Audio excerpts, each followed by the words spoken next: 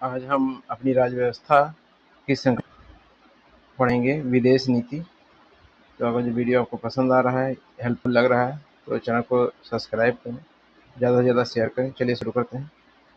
विदेश नीति। विदेश नीति के बारे में जानिए। क्या है भारत की विदेश नीति, क्या है, किन किन इन विदेश नीतियों का भारत अनुसरण करता है, तो कौन सी हैं, चलिए देख लेते हैं विस्तार से। सिद्धांतों पर आधारित है। तो किन सिद्धांतों पर? गुट निरपेक्षता, मतलब किसी भी गुट में शामिल नहीं। पंचशील के सिद्धांत, विश्व शांति, गैर उपनिवेशवाद, गैर साम्राज्यवाद, निशस्त्रीकरण, अफ्रो एशियाई झुकाव, नस्लवाद का विरोध, संयुक्त राष्ट्र संघ को सहयोग, वसुधैव कुटुंबकम। ये भारत की विदेश नीति के प्रमुख सिद्धांत हैं। आप गुट निरपेक्ष के सिद्धांत के बारे में चर्चा कर लेते हैं। देखिए क्या है। गुट निरपेक्ष से अभिप्राय है किसी भी देशों के गुटों में शामिल न होकर अपनी स्वतंत्र विदेश नीति का पालन करना। भारत सभी देशों के साथ सौहार्दपूर्ण संबंध बनाए रखने का प्रयास करेगा। अब पंचशील का सिद्धांत क्या है? पंचशील सिद्धांत तत्कालीन प्रधानमंत्री जवाहरलाल नेहरू तथा चीन के प्रधानमंत्री चाउ एन लाई ने मिलकर 1954 में आपसी समझौते द्वारा प्रतिपादित किया था। दोनों देशों ने इन सिद्धांतों के पालन करने का वचन दिया था। पंचशील के सिद्धांत निम्न है। कौन कौन से? एक दूसरे के क्षेत्रीय अखंडता और प्रभुसत्ता का परस्पर सम्मान करना, एक दूसरे पर आक्रमण न करना, एक दूसरे के आंतरिक मामलों में हस्तक्षेप न करना, समानता व परस्पर लाभ, शांतिपूर्ण सहअस्तित्व। अब देखिए, गुट निरपेक्ष आंदोलन का प्रथम सम्मेलन कहाँ हुआ था? बेलग्रेड में 1961 में यूगोस्लाविया की राजधानी में हुआ था। 17वें नेम सम्मेलन का मुख्य विषय क्या था? तो शांति थी, प्रभुसत्ता, एकता और विकास। भारत की विदेश नीति की प्रमुख प्राथमिकताएं कौन कौन सी हैं? तो किन किन चीज़ों को भारत अपने विदेश नीति के अंतर्गत प्रमुखता देता है? तो भारत के पड़ोस, पहले की नीति दक्षिण एशिया, सार्क, बिम्स्टेक, वैश्विक आयामों के मुद्दे, आतंकवाद, भ्रष्टाचार आदि के ऊपर प्राथमिकता। गुट निरपेक्ष नीति को किनके द्वारा व्यवहारिक रूप प्रदान किया गया है? तो 1961 के बेलग्रेड में हुए शिखर सम्मेलन में सम्मिलित भारत के प्रधानमंत्री जवाहरलाल नेहरू, मिस्र के राष्ट्रपति नासिर, यूगोस्लाविया के राष्ट्रपति मार्शल टीटो, इंडोनेशिया के राष्ट्रपति सुकर्णो द्वारा। आगे देखते हैं। 7वें गुट निरपेक्ष की मेजबानी किसने की थी? तो भारत की तत्कालीन प्रधानमंत्री इंदिरा गांधी के नेतृत्व में जो 7वें गुट निरपेक्ष की मेजबानी करी गई थी 1983 में, की गई 1983 में। निरपेक्ष शिखर सम्मेलन, और देखिए स्थान है, वर्ष और सम्मिलित देशों की संख्या। बेलग्रेड में हुआ 1961 में 25 देश, काहिरा मिस्र में 1964 में 47 देश, लुसाका में जाम्बिया में 1970 में हुआ और ये 54 देशों ने भाग लिया। अल्जीरिया में 1973 में 75 देश भाग लेते हैं। कोलंबो श्रीलंका में 76 में 88 देश भाग लेते हैं। देखिए देशों की संख्या निरंतर बढ़ती जा रही। कोलंबो में 88 होते हैं और हवाना में 89 में होता है तो 94 होते हैं।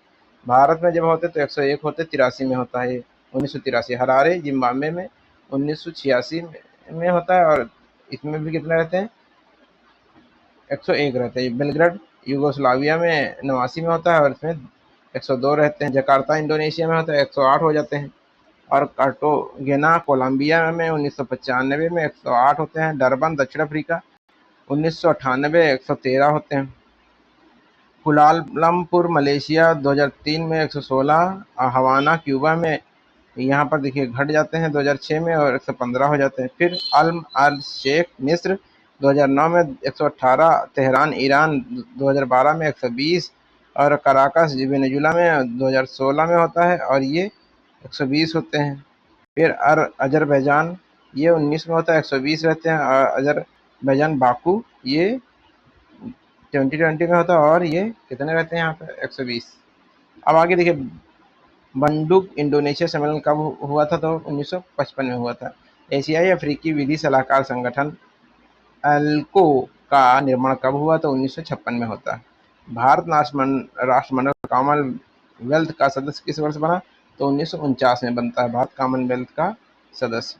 पूरब की ओर लुक ईस्ट की नीति को 2014 में मोदी सरकार ने परिवर्तित कर क्या नाम दिया? तो एक्ट ईस्ट। लुक ईस्ट की नीति की शुरुआत कब और किसने की थी? तो 1992 में तत्कालीन प्रधानमंत्री नरसिम्हा राव ने करी थी। भारत की एक्ट ईस्ट नीति किस पर केंद्रित है? तो एशिया प्रांत प्रशांत में, एशिया प्रशांत में ये एक्ट ईस्ट की नीति केंद्रित है। मध्य एशिया के जोड़ो नीति की शुरुआत कब हुई थी? तो 2012 में हुई थी जोड़ो नीति की शुरुआत। एससीओ स्थापना 15 जून 2001 में, मुख्यालय बीजिंग चीन, संस्थापक देश चीन, कजाकिस्तान, रूस, तजाकिस्तान, उज्बेकिस्तान। वर्तमान में सदस्य देश 9 हैं, नवा सम्मिलित देश है ईरान। इस संगठन में पाकिस्तान और भारत वर्ष 2017 में सम्मिलित हुए। एससीओ का 21वां शिखर सम्मेलन 17 सितंबर 2021 को तजाकिस्तान के दुम्बाशे में वीडियो कॉन्फ्रेंसिंग के माध्यम में होता है। क्यों? क्योंकि उस स्थिति कौन सी कोरोना काल की होती है, तो कोरोना काल में जितने सम्मेलन होते हैं वो वीडियो कॉन्फ्रेंसिंग के द्वारा ही होते हैं। बैठक की अध्यक्षता तजाकिस्तान के राष्ट्रपति इमोमाली रहमान ने किया। इसकी बैठक प्रत्येक वर्ष आयोजित होती है। गुजराल सिद्धांत का प्रतिपादन किस वर्ष किया गया था? तो 1996 में किया गया था। भारत विदेश नीति के प्रमुख स्थान रखने वाला गुजराल सिद्धांत का प्रतिपादन किसके समय में किया गया है? तो तत्कालिक विदेश मंत्री I.K. गुजराल द्वारा देवगौड़ा सरकार के समय में। परमाणु अप्रसार संधि या निःशस्त्रीकरण संधि, जिसमें भारत ने हस्ताक्षर न करके अपने को अलग रखकर नाभिकीय विकल्प खुले रहें, कब अस्तित्ववान हुई? तो 1968 में हुई। नेहरू-लियाकत समझौता या दिल्ली पैक्ट किस वर्ष एवं क्यों हुआ? तो 1950 में अल्पसंख्यकों के अधिकारों के मुद्दों पर हुआ। भारत पाकिस्तान के बीच जल बंटवारे को लेकर सिंधु जल संधि या समझौता कब हुआ? तो 19 सितंबर 1960 को हुआ। बांग्लादेश मुक्ति युद्ध के पश्चात विवादों को समाप्त करने हेतु शिमला समझौता किस वर्ष संपन्न हुआ? तो 2 जुलाई 1972 को हुआ। 17 वर्षों में प्रथम बार भारत के किस प्रधानमंत्री ने इजरायल की यात्रा की? तो श्री नरेंद्र मोदी ने 2017 में करी थी। चीन द्वारा भारत पर आक्रमण किस वर्ष हुआ था? तो 20 अक्टूबर 1962 को हुआ था। भारत और चीन सीमा पर विवादों को मद्देनजर कोलंबो प्रस्ताव कब लाया गया था? तो 10 दिसंबर 1962 को। स्वतंत्र बांग्लादेश सरकार का सर्वप्रथम किस देश ने मान्यता दी थी? तो किसने दी थी? भारत ने दी थी। हम देखते हैं क्या है भारत पाकिस्तान संबंध। स्वतंत्रता के बाद दोनों देशों के बीच संबंध विवादों को घेरे में रहा। हालांकि संबंधों को सुधारने के लिए अनेक प्रयासों के बावजूद भारत पाकिस्तान के बीच संबंधों में मधुरता नहीं आई। स्वतंत्रता के बाद पाकिस्तान से भारत में 4 बड़े युद्ध 1947, 1965, 1971 और एवं 1999 हो चुके हैं। 18 जुलाई 1949 को युद्ध विराम करते हुए कराची समझौते पर हस्ताक्षर किया। इस प्रकार 1947 में हुए कश्मीर मुद्दे की समस्या को लेकर दोनों के बीच युद्ध समाप्त हुआ। पाकिस्तान के साथ दूसरा युद्ध 1965 में हुआ तथा संयुक्त राष्ट्र सुरक्षा परिषद की मध्यस्थता के बाद दोनों के बीच युद्ध विराम हुआ। हालांकि पाकिस्तान ने इस युद्ध में पराजय का सामना करना पड़ा। तत्पश्चात भारत पाकिस्तान के बीच 10 जनवरी 1966 को ताशकंद समझौता हुआ। कब होता है ताशकंद समझौता? 10 जनवरी 1966 को श्रीमती इंदिरा गांधी और पाकिस्तान के राष्ट्रपति जुल्फिकार अली भुट्टो के बीच में 2 जुलाई 1972 को शिमला समझौता संपन्न हुआ। शिमला समझौते में असफल होने के पश्चात दोनों देशों के प्रधानमंत्री अटल बिहारी वाजपेयी तथा नवाज शरीफ ने 1999 लाहौर शिखर सम्मेलन द्वारा दोनों देशों के बीच संबंध सुधारने की कोशिश की, किंतु पाकिस्तानी सैनिकों की कारगिल कार्रवाई के कारण दोनों देशों के बीच युद्ध के साथ वैमनस्य उत्पन्न हो गया और यह समझौता विफल हो गया। पाकिस्तान द्वारा आतंकवाद को बढ़ावा देने की नीति अपनाकर भारत में अनेक आतंकवादी हमले करवाए। 2001 से भारत की संसद में और 2008 में मुंबई के ताज होटल में आतंकी हमले इसके कुछ उदाहरण हैं। 2016 में भारत के पठानकोट और उत्तरी उरी स्थित सैनिक ठिकानों पर पाकिस्तान समर्थित आतंकवादियों द्वारा हमला किया गया। इसका बाद में भारत में सैनिकों द्वारा मुंहतोड़ जवाब दिया गया। भारत सरकार द्वारा दिसंबर 2017 में जम्मू कश्मीर में चलाया गया है क्या operation all out? Jammu Kashmir में भारत सरकार द्वारा ऑपरेशन ऑल आउट चलाने का क्या उद्देश्य है? जम्मू कश्मीर से आतंकियों को खदेड़ना। भारत चीन के समय चीन ने एक पक्षीय युद्ध विराम की घोषणा कब की थी? तो 21 नवंबर 1962 में। भारत ने तिब्बत पर चीन के अधिकार को मान्यता किस वर्ष प्रदान की? तो 1954 में। पंडित जवाहरलाल नेहरू ने कश्मीर मुद्दे को संयुक्त राष्ट्र संघ में कब ले लिया था? तो 1948 में। धर्म गुरु दलाई लामा तिब्बत से भागकर भारत में शरण कब लिए थे? तो 1959 में लिए थे। अब देखिए भारतीय राज्य व्यवस्था से संबंधित विभिन्न जो विविध तथ्य हैं उनको हम अध्ययन करेंगे। चलिए देख लेते हैं इनको। और अगर जो वीडियो आपको हेल्पफुल लग रहा हो तो चैनल को सब्सक्राइब जरूर कर लें और ज़्यादा से ज़्यादा शेयर करें। वर्तमान में किस विधि आयोग के गठन की मंजूरी प्रदान की गई? तो 22वें। लेकिन ये आप करंट का टॉपिक है, कभी भी करंट के जो वर्तमान में पूछे जाए तो आप करंट अफेयर से ही देख के जाइए। केंद्रीय सूचना आयोग के अधिनियम किस अधिनियम से संबंधित? तो आरटीआई एक्ट 2005।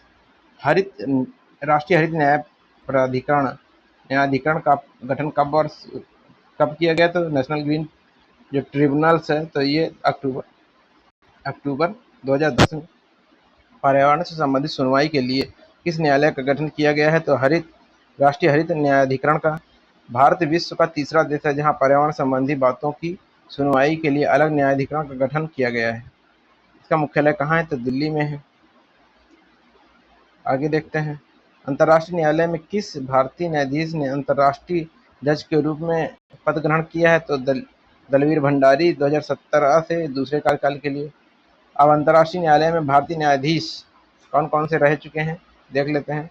सर वेनेगल राव 1952 से 1953 तक। नागेंद्र सिंह 1973 से लेकर 1988। रघुनंदन स्वरूप पाठक 1989 से 1991। और दलवीर भंडारी 27 अप्रैल 2012 से लगातार है।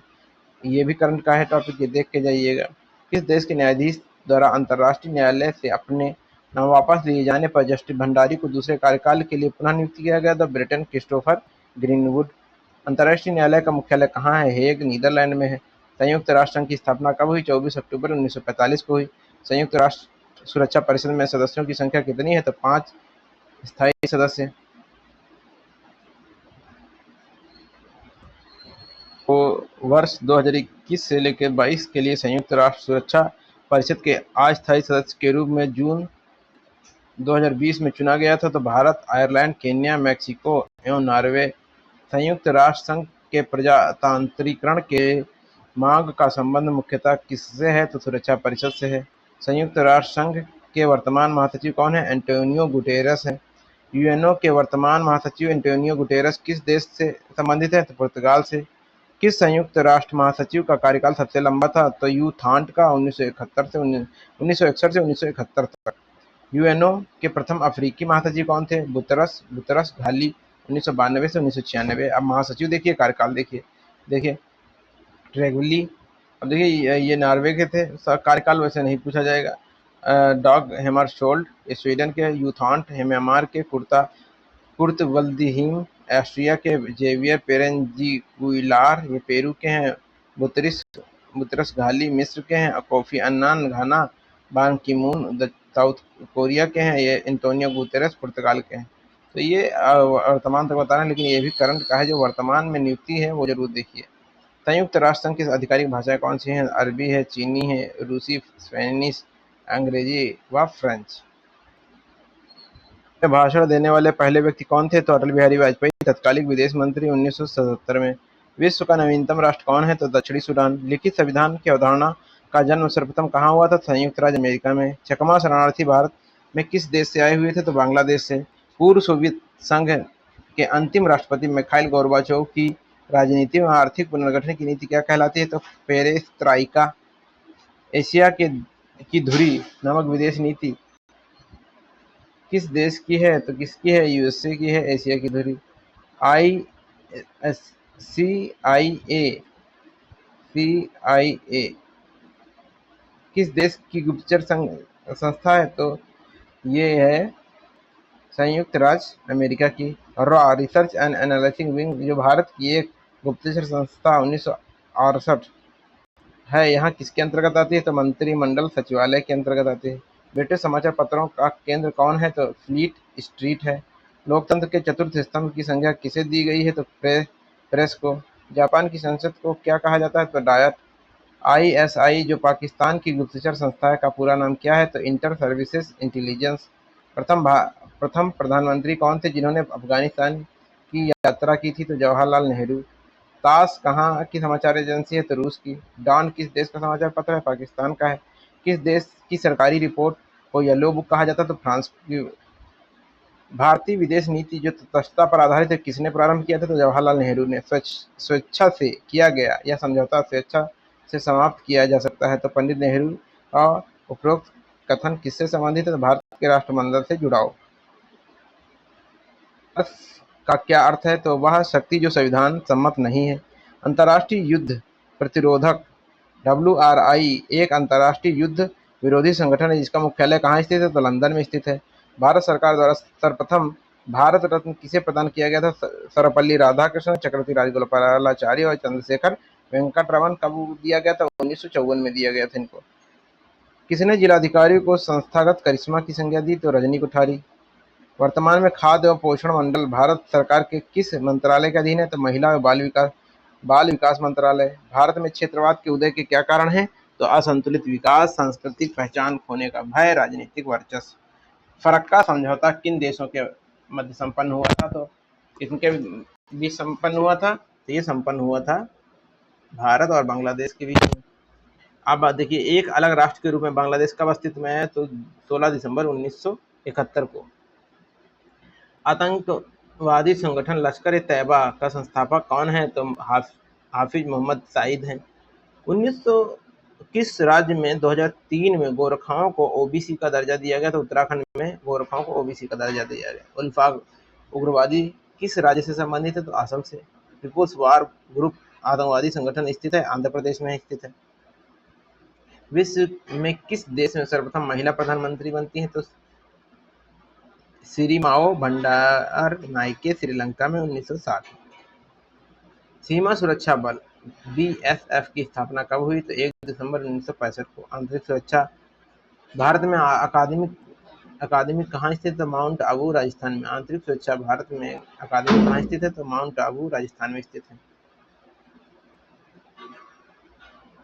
विश्वविद्यालय की स्थापना 1987 में कहाँ हुई थी? तो बेंगलुरु में हुई थी। मानव संसाधन विकास मंत्रालय के अंतर्गत कौन कौन सा विभाग अब सम्मिलित नहीं है? तो महिला और बाल विकास।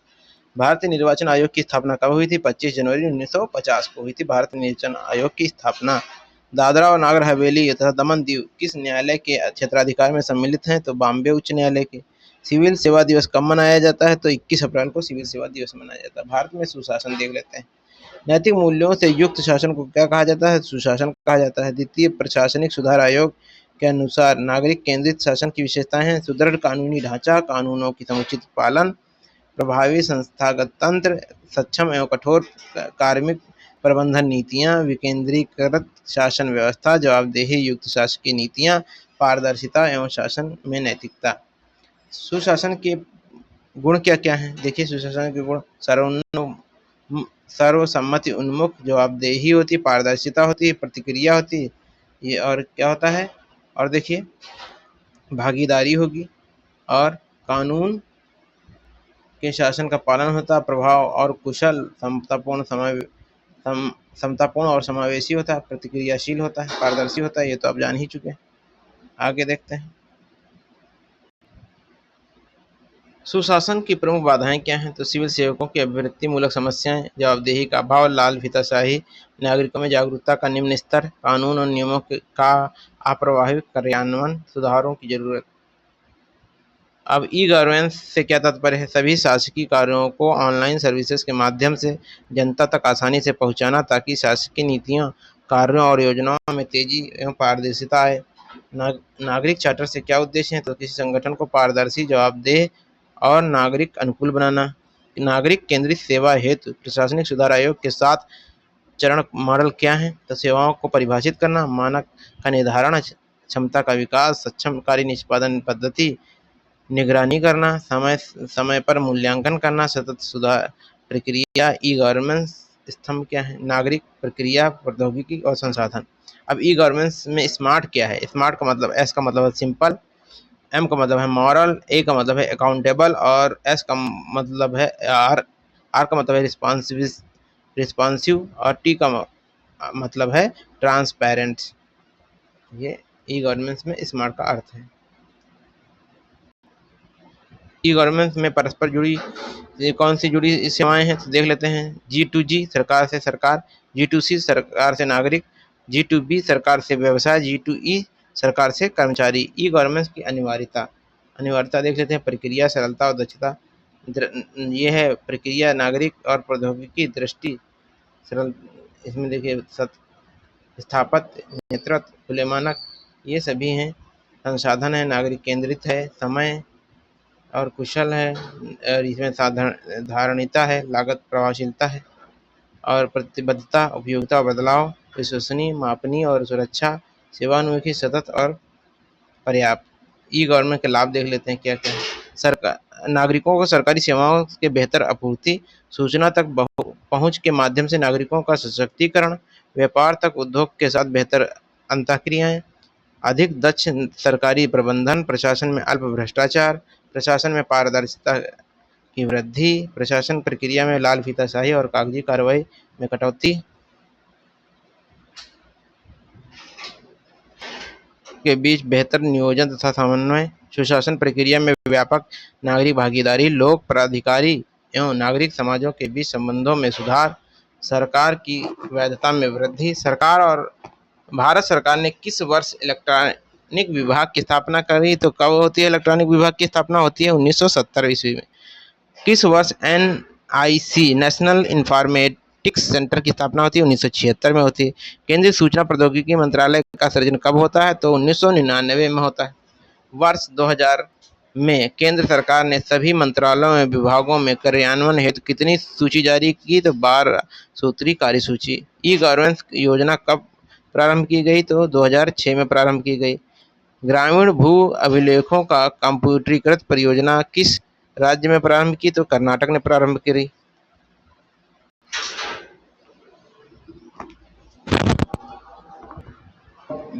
प्रारंभ की गई तो 2006 में प्रारंभ करी गई। ग्रामीण भू अभिलेखों का कंप्यूटरीकृत परियोजना भूमि किस राज्य ने प्रारंभ की थी तो कर्नाटक ने प्रारंभ करी थी। सरकार ने नागरिक G2C यानी कि सरकार से नागरिक सेवा ज्ञान दूत किस राज्य में प्रारंभ करी तो मध्य प्रदेश में। ई गवर्नेंस सेवाएं संबंधित राज्य लोकवाणी उत्तर प्रदेश का, ई मित्र राजस्थान, फ्रेंड्स केरल और ई सेवा आंध्र प्रदेश। स्वान स्टेट वाइड एरिया नेटवर्क स्थान राज्यव्यापी क्षेत्र नेटवर्क क्या है। इसके राज्य और संघ राज्य क्षेत्रों में डाटा वायस एवं संचार के मध्य नेटवर्क स्थापित करना। प्रगति क्या है तो ICT आधारित एक बहुस्तरीय प्लेटफॉर्म है। अधिनियम कब बनाया गया तो 2000 में बनाया गया। प्रथम राष्ट्रीय ई गवर्नेंस सम्मेलन कहाँ संपन्न हुआ हैदराबाद 1997 में।